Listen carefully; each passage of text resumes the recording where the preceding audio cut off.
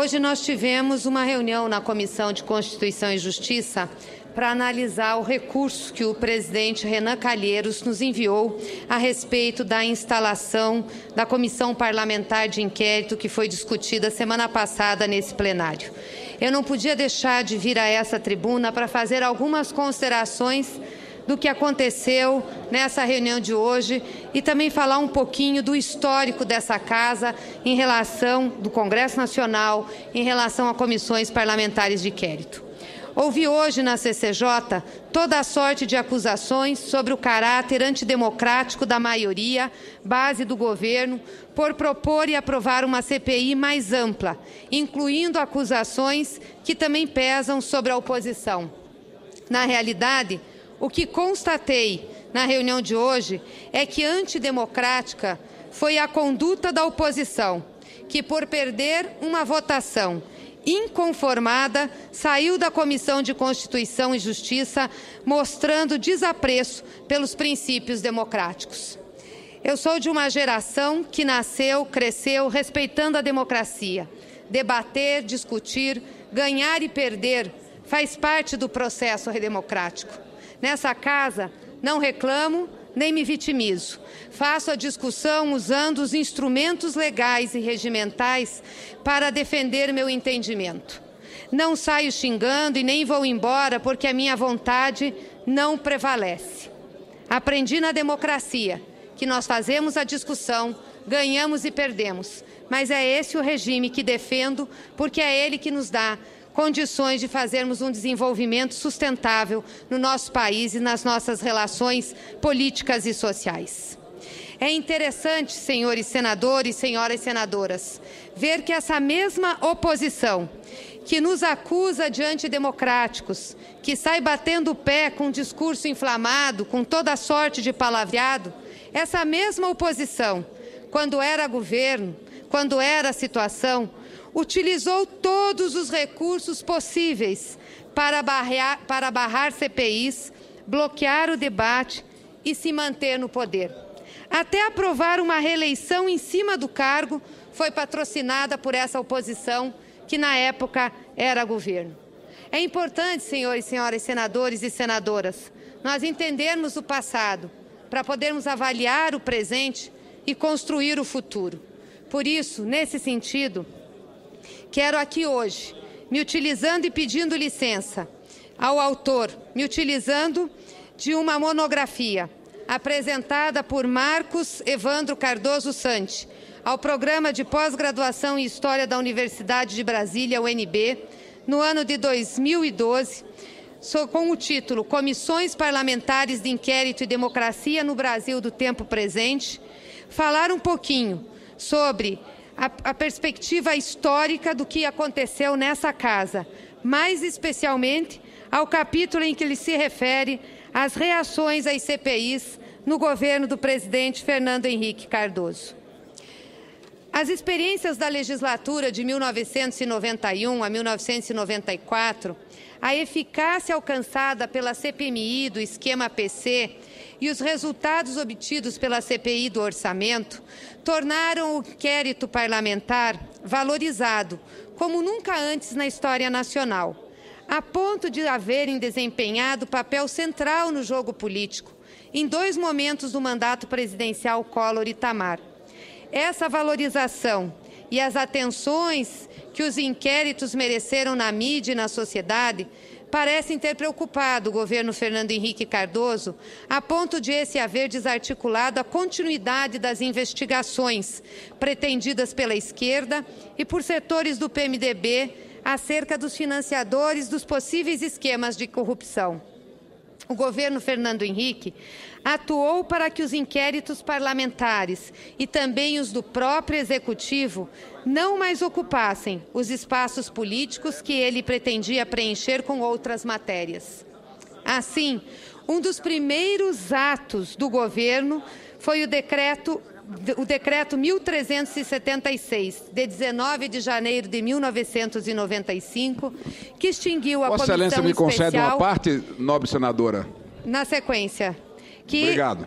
Que extinguiu a Comissão Especial de Investigação criada em 1993 pelo presidente Itamar Franco, para aprofundar as apurações iniciadas pelo Congresso, tendo em vista que o colegiado do Executivo poderia ter prazos bem maiores que as CPIs.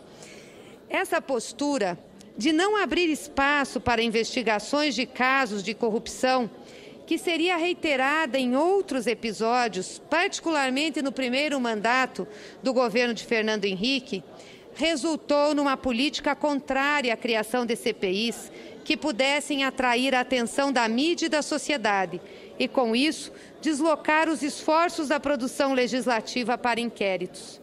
Fernando Henrique, ao assumir a presidência, tinha uma prioridade muito nítida em relação ao Congresso: mobilizá-lo para modificar a Constituição nos dispositivos que tratavam da ordem econômica, com o propósito de criar mecanismos para uma maior integração da produção nacional à economia globalizada. Como exemplo do respaldo legislativo de maioria que tinha aquele governo, basta mencionar que uma emenda à Constituição precisa contar com o voto nominal proferido em plenário em 2 turnos de pelo menos 60% dos deputados federais e dos senadores. Fernando Henrique conseguiu no Congresso, nos seus 2 primeiros anos de mandato, portanto, 7 anos apenas após a promulgação da Constituição Federal, a aprovação de 11 emendas, com apoio parlamentar que nenhum outro presidente conseguiu nesse período democrático. É importante dizer que, em menos de 7 anos após a promulgação da Constituição, com a maioria esmagadora da base governista, procedeu-se a uma revisão completa da ordem econômica nesse país. Assim, a oposição a Fernando Henrique raramente alcançava 1/3 da composição da Câmara dos Deputados ou do Senado Federal, número mínimo necessário para apresentar propostas de alteração da Constituição ou requerimento de criação de CPI. O primeiro exemplo da política contrária às CPIs ocorreu em relação ao propósito de reabertura das investigações contra corruptores, tema que já tinha sido objeto do decreto presidencial que extinguiu a Comissão Especial de Investigação. Atendendo aos interesses dos partidos governistas no Senado, a CPI nunca chegou a ser instalada, embora houvesse sido regularmente criada. O motivo? As lideranças do PSDB, o mesmo que nos acusa agora de sermos antidemocráticos numa discussão regimental sobre comissão parlamentar de inquérito, e do PFL, deixaram de indicar os membros para as vagas que lhes cabiam. Embora as indicações dos demais partidos tivessem possibilitado a instalação dos trabalhos com quórum de maioria absoluta da composição do colegiado, a interpretação da presidência foi de que os trabalhos somente poderiam ser iniciados se houvesse integral designação dos membros. Houve, evidentemente, uma interpretação consoante conveniências políticas, que não resistiria a maiores questionamentos jurídicos. O critério que embasou a decisão da presidência, no limite, colocava a decisão de instalar uma CPI nas mãos de qualquer pequena bancada partidária. O senador Pedro Simon não chegou a pedir a impugnação dessa interpretação, optando por solicitar providências às lideranças partidárias omissas. Ao final do ano de 1995, a presidência do Senado determinou que o requerimento fosse arquivado, não surtindo efeito o pedido do senador, no início de 1996, para o seu desarquivamento. Em avaliações posteriores, políticos que se empenharam nas CPIs nos anos de 1990 responsabilizaram diretamente o presidente Fernando Henrique por não haverem sido levadas adiante as investigações iniciadas nas comissões parlamentares mistas de inquérito do esquema PC e, sobretudo, na do orçamento.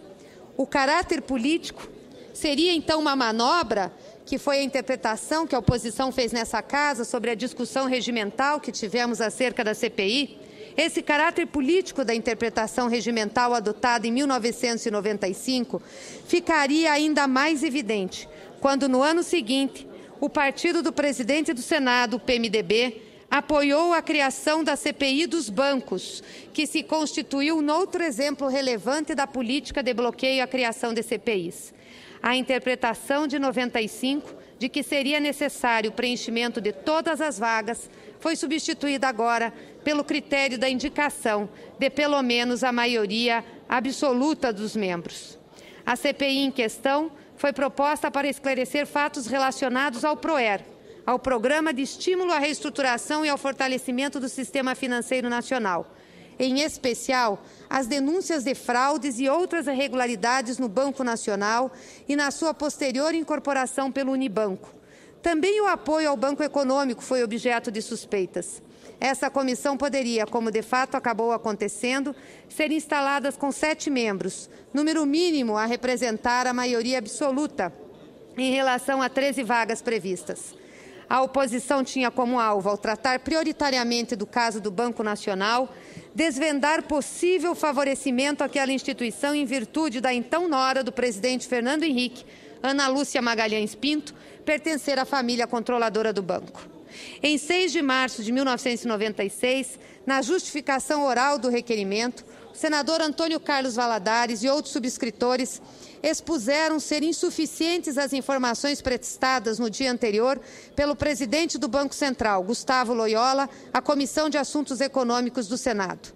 Para esses senadores, não ficaram esclarecidos particularmente o porquê de somente o Banco Nacional haver sido beneficiado até então pelo PROER e as diferenças de tratamento desse caso em comparação com o do Banco Econômico, que ainda não tivera concluído a sua incorporação ao Banco Excel.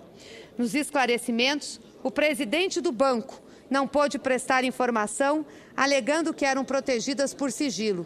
Desse modo, os senadores consideraram que precisariam abrir uma CPI a fim de obter os dados completos. Entrou em cena o próprio presidente Fernando Henrique com o propósito de evitar o funcionamento da CPI. Algo que àquela altura dos acontecimentos poderia se considerar como não mais possível, tendo em vista a criação e a instalação, que já eram atos jurídicos perfeitos protegidos pela Constituição. Vossa Excelência me concede uma parte? Só um minuto, eu vou conceder, senador. O presidente Fernando Henrique relatou mais tarde, assim os acontecimentos. Chegou a haver aprovação pelo plenário de requerimento firmado por 27 senadores, quórum necessário à tramitação de um pedido de CPI. Critérios, portanto, para sua instalação. Acabaria havendo, bem depois, uma CPI do PROER na Câmara, que abordarei no capítulo 5, ele fala no seu livro, e do qual o governo se saiu muito bem. Ao mesmo tempo, a situação do sistema bancário era delicada, como relatei adiante. Resultado, dizendo o presidente, me vi obrigado a mobilizar os congressistas para impedir a constituição da Comissão Parlamentar de Inquérito, que, além de ser uma provocação ao governo, punha em risco a estabilidade do sistema financeiro. Fernando Henrique Cardoso, A Arte da Política, a História que Vivi. Concedo a parte ao senador Cássio Cunha Lima. Senadora Gleice, quero, em nome da democracia que aqui se exerce de forma permanente, e vou ficar de pé para poder firmar esse diálogo que é muito importante na construção do Brasil melhor que todos nós queremos. A nossa grande divergência nesse instante, e toda vez que o PT faz de forma diferente do que o governo do presidente Fernando Henrique fazia, o tempo tem mostrado que não vem dando certo. Os grandes instantes do governo do PT, que tem seus méritos, o presidente Lula, sobretudo, tem méritos, quando teve a capacidade de esquecer tudo o que disse no passado e dar sequência a toda estruturação econômica que permitiu o Brasil ganhar sua estabilidade no campo econômico e permitir avanços que tivemos e que nós não temos dificuldades de reconhecer no campo social. Neste episódio que estamos aqui debatendo, se o PT repetisse os gestos do presidente Fernando Henrique Cardoso, que Vossa Excelência elenca, estaria ótimo. Porque é sim legítimo ao governo, com a sua maioria, impedir a instalação de comissões parlamentares de inquérito. E fez isso de forma assumida o presidente Fernando Henrique Cardoso, em defesa do interesse nacional, da estabilidade econômica, da governabilidade. seria legítimo também que o governo atual da presidente Dilma usasse do mesmo expediente. Coloca a cara a bater, assume perante a opinião pública que não quer a CPI da Petrobras, faz valer a sua maioria e não deixa a CPI se instalar. O que é grave, e daí a nossa discordância veemente, e a oposição se retirar do plenário, exercer a obstrução é democrático. Eu venho lá de trás da Assembleia Nacional Constituinte, e quantas vezes na Assembleia Nacional Constituinte a bancada do PT, a bancada de outros partidos se retiraram de votações por não concordar com a matéria. Inclusive o Partido dos Trabalhadores, o PT, durante um bom tempo se recusou a assinar a Constituição brasileira, dentro de um equívoco histórico, como outros equívocos históricos foram cometidos. Para concluir essa parte, tudo que a senhora, que a Vossa Excelência relatou do governo Fernando Henrique, está na regra democrática, está no respeito às instituições, porque as comissões parlamentares de inquérito que foram instaladas e as que não foram, tinham um fato determinante e objetivos conexos. O que é que faz hoje o governo?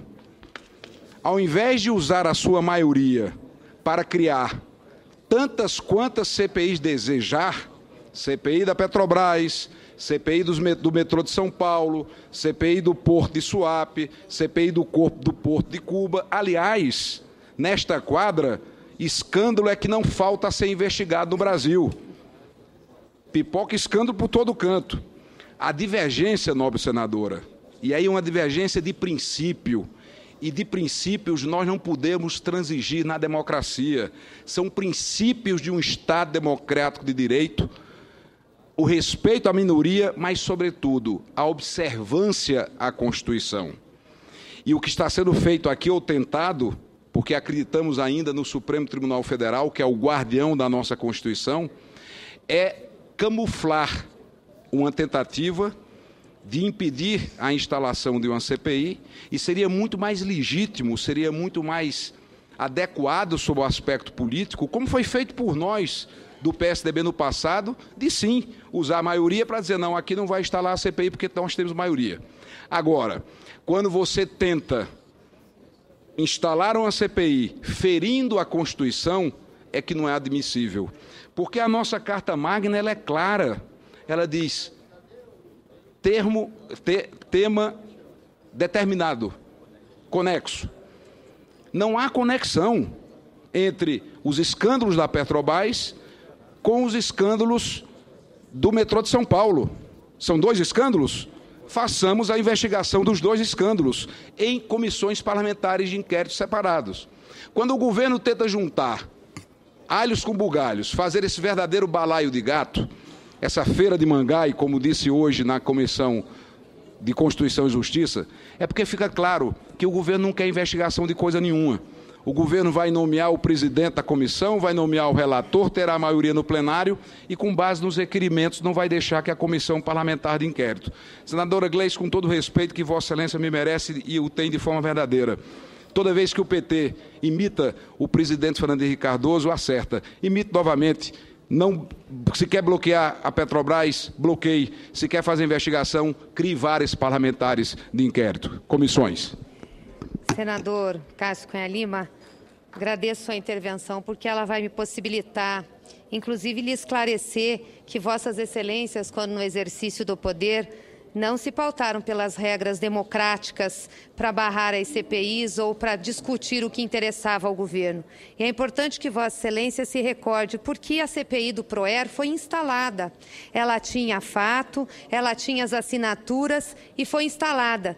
Entretanto, por meio de procedimentos regimentais bastante contestados, que foi contestado à época pela liderança do PMDB e por senadores oposicionistas, houve em plenário, no mesmo dia de 19 de março, o questionamento intempestivo do requerimento da CPI, que já estava em funcionamento, estava instalado, estava em funcionamento.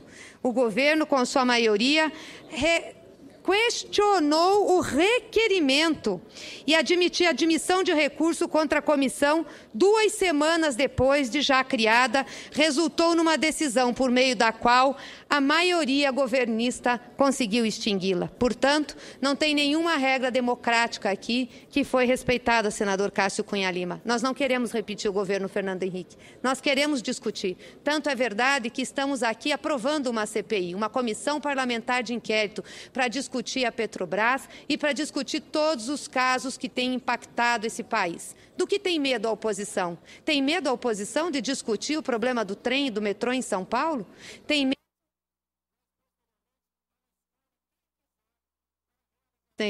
mas por uma questão de economia processual, já que a oposição concorda em fazer mais de uma CPI para discutir os casos, por uma questão de economia processual, por que não fazer na mesma comissão parlamentar de inquérito? O governo Fernando Henrique Cardoso, nesse episódio, apenas confirmara sua incompatibilidade com CPIs dessa natureza. E depois dessa experiência, a sua base parlamentar revelou maior atenção, sempre que cogitava criar inquérito parlamentar. Diante dessa política, o governo Fernando Henrique, o governo do PSDB, que aqui reclama e aqui fala sobre as discussões que a maioria dessa casa tem dos procedimentos regimentais sobre a instalação de uma comissão parlamentar de inquérito ampla, o governo Fernando Henrique, diante dessa política, as políticas de impedimento de CPI ficaram famosas no período, algumas tentativas frustradas para a criação de comissões parlamentares de inquérito. Além do caso já referido em 1996, da CPI dos bancos, outro, de repercussão ainda maior, foi o da tentativa de criação da CPI da compra de votos para a emenda da reeleição em 1997. A partir de escuta telefônica, de conversas do deputado federal acreano Ronivon Santiago, confirmou-se a primeira confissão de um parlamentar que recebera dinheiro para votar favoravelmente à emenda. O governo federal reagiu firmemente, negando qualquer participação nesse episódio e acrescentando o argumento de que havia também interesses estaduais e municipais para a votação da emenda. Recentemente, o próprio ex-presidente Fernando Henrique reiterou o não envolvimento do governo federal com Santiago e outros 4 deputados suspeitos, todos do Acre.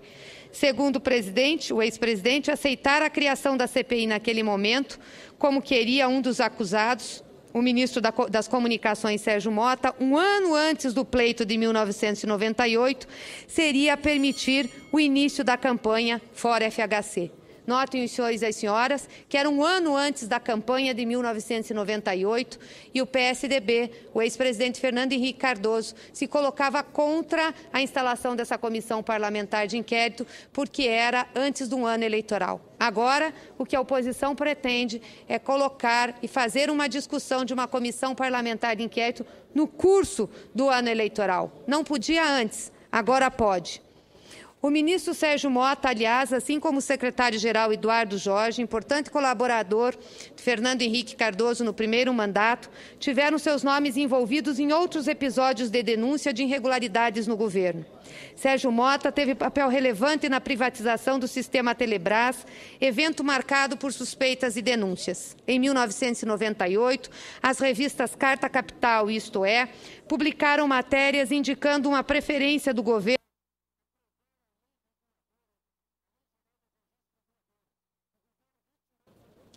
pelo consórcio liderado pelo banqueiro Daniel Dantas, do Banco Opportunity.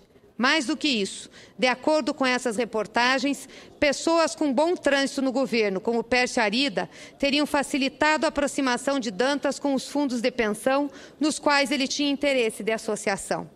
Outros fatos relevantes ocorreram ao final do segundo mandato de Fernando Henrique, quando uma onda de denúncias de corrupção abalou importantes órgãos estatais, a exemplo das Superintendências de Desenvolvimento da Amazônia, a SUDAM, e do Nordeste, a SUDENE, e do antigo Departamento Nacional de Estradas de Rodagem, DNR, transformado em Departamento Nacional de Infraestrutura Terrestre, DENIT.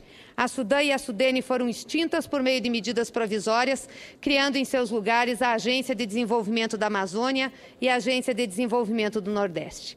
O mais importante nesses episódios, quase ao final do governo, foi que, para evitar que as denúncias alimentassem a criação indesejada de uma CPI, o ex-presidente tomou a iniciativa de criar, em 2001, um novo órgão executivo de controle interno, a então Corregedoria Geral da União, hoje denominada Controladoria Geral da União. Eu acho que a oposição tem muito que explicar nesse plenário quando faz cobranças incisivas a respeito do governo da presidenta Dilma e da condução das suas ações. Muitos fatos foram deixados de investigar nesse país. Muitos problemas foram colocados para debaixo de tapete, porque esta mesma oposição, que reclama hoje das discussões que a maioria trava e também das argumentações regimentais e legais que essa maioria coloca em plenário, utilizou-se de vários instrumentos para barrar comissões parlamentares de inquérito. Grande parte do sucesso da estratégia de evitar CPIs decorreu, conforme já assinalado, da forte coalizão partidária formada em torno de Fernando Henrique Cardoso, demonstrada pela capacidade de aprovar em 1995 e 1996 11 emendas à Constituição Federal, para cuja aprovação o quórum mínimo de apoio é de 60% dos deputados federais e dos senadores. Uma ampla maioria que hoje a oposição questiona que o governo tem. Foi esse apoio, a propósito, que garantiu a aprovação, em 1997, da emenda da reeleição, que abriu caminho no ano seguinte para a recondução de Fernando Henrique Cardoso ao Palácio do Planalto. Além da confortável base de sustentação no Congresso, o ex-presidente Fernando Henrique Cardoso adotou uma notória política de evitar CPIs, porquanto temia o surgimento de experiências bem-sucedidas de inquérito durante seu governo, como acontecera na legislatura de 1991 a 1994. Como se vê, senhores senadores e senhoras senadoras, o PSDB no poder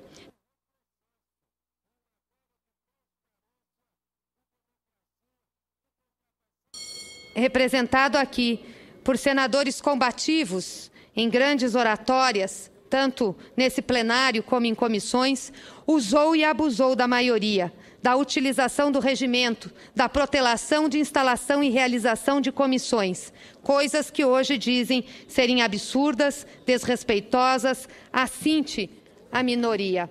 Como justificar as atitudes e as práticas de vossas excelências naquele período? Queria dizer que, infelizmente, a oposição te utiliza nessa casa de investigações de CPI para fazer valer a sua posição. Eu gostaria de saber da oposição qual é verdadeiramente a proposta que tem para esse país. É aumento do custo da gasolina? É aumento da conta de luz? É o aumento do desemprego? É o fim de programas sociais? É isso que propõe a oposição e por isso não tem coragem de apresentar o seu programa a essa nação? Um governo não se faz apenas com denuncismos, com investigações e com críticas. A oposição precisa mostrar o que está vindo e colocar para esse país um programa alternativo que está sendo feito hoje pela presidenta Dilma. Mas, infelizmente, eu sei que a oposição carece desse programa, não tem o que de concreto apresentar como alternativa ao país, aos brasileiros e às brasileiras. Obrigada.